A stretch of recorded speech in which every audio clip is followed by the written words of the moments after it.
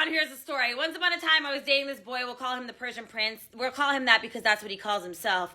He had a really bad habit of, like, telling me how hot my friends were and, like, asking me for their phone numbers. And, haha, it's a joke. But then I would find out later that, like, even though I didn't give him their phone number, he would find a way. Instagram wasn't a thing back then, but Twitter was. Facebook was. BB on Messenger. And I would always get messages from my friends being like, yo, Lema, like, your man's, like, trying to talk to me or whatever. I was young. I was dumb, okay? I let these things go. One time, he calls me, 4 o'clock in the morning. He's like, hey, I need you. I said, why? He said, come over, please. I live 45 minutes away from him. He was like, come over. Please. I said, okay, fine, I'm coming. Drove 45 minutes. I get into his bed. He says, I feel so bad for myself. I said, why? He said, I just fucked the ugliest girl ever. And I feel bad for myself. I said, bitch. And I stayed with this man. And then I found out he was dating a whole other woman. The woman in question was 19. Her name was Priscilla with the big tits. That is her real name. Not the part with the big tits, but Priscilla was her name. Anyways, that was my breaking point. And one thing about the Persian Prince is that honestly and truly, he was not that cute. But you know who was? All of his friends. So what did I do? One by one, I fucked them all. Every last one of them. Was it my finest moment? No. But did I do it? Yes. And do I regret it? Absolutely not. Is he still in my DMs every single day to this day, 11 years later, begging for a crumb of poussé? Absolutely. Do we like my new hair? Because I'm kind of obsessed. Okay. Bye, guys. This woman slept with all the guy's friends to get revenge. In the end, they were probably all talking trash about her and used her for fun. Why do women see passing themselves around amongst a friend group as a sign of revenge? I have absolutely no idea. She belongs to the streets. The streets is talking. If he doesn't reply to your text message, it's because there's another one. There's no reason on earth that men don't respond to their text message. Oh, sorry, I was working. Nope. He's with another woman. Oh, sorry, I was sleeping. Nope. Sorry, I was studying. Oops. Oh my god, I lost my phone. No, he didn't. No, he didn't. If you were one hot piece of ass, he'd be replying. I'll tell you that right now for free. Yeah, because men don't have anything else better to do than to put everything down to text a woman all day long.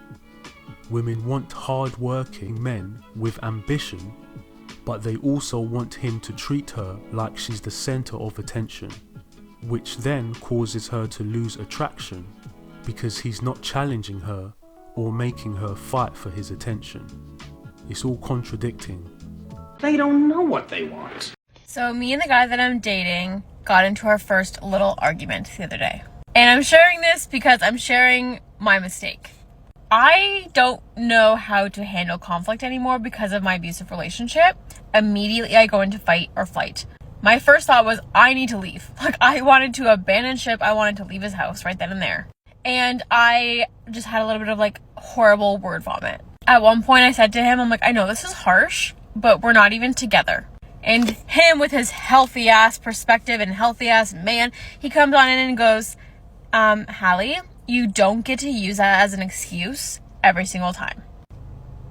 And I sat there like, fuck. Although my ex was abusive towards me, I had to be on, like, high alert in defense all the time. So I just learned a little something. In my first argument with this guy is I have some work to do. Most women don't know how to handle conflict, especially when you are in the early stages of getting to know each other. There are some couples who have been together for years and truly love each other, but disagree and argue about lots of things. Modern women disagree about one thing and they think you are not compatible because they live in a deluded dream and have fantasy expectations about relationships. Not Disney. I don't want a nice boy. If I wanted a good boy, I'd get a fucking dog. I need a big manly man that can throw me around. Thank you. Yes, we know this already. You want to be treated like garbage because you have daddy issues or something. Okay, we get it. They lack discipline. They lack commitment. Okay, girls, ladies, I need some advice on how to respond to a man that ghosted me and stood me up on a date last night and then texted me this morning telling me he was sorry, that he had a bad night, he drank too much, should we get breakfast? Backstory is I didn't eat dinner because I was waiting for us to go for dinner. So I ended up eating dinner at like, I don't know, 9 because I was waiting. And I basically wasted my entire night last night waiting. And you just like, don't waste my time. Do not waste my time. If you have to cancel, I honestly do not care if you cancel on me, but just tell me. Just tell me so I can get in my sweatpants, get in my bathtub, eat my food, eat a gummy, instead of just waiting just waiting for your message. Like, I'm embarrassed at how desperate I feel about this.